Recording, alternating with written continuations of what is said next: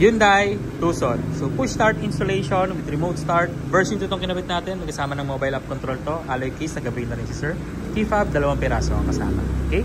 So OEM chime, nag-avail na rin si sir. Ang tunog niya is ganito.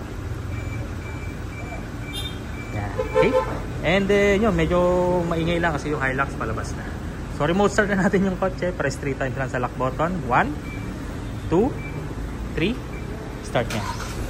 Okay?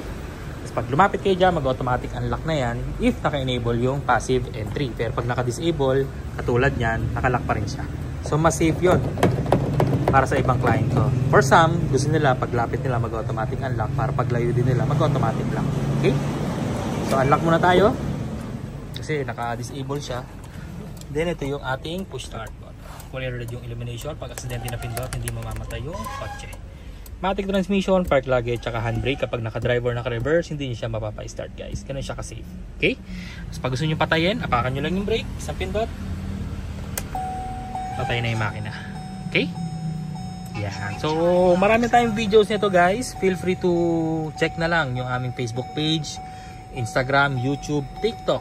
Check nyo doon yung mga ating mga sample videos para makita nyo yung system natin kung paano pag gumana. Alright, so medyo maraming clients ngayon guys. Hindi ko na patatagalin. Maraming salamat po sa suporta ninyong lahat.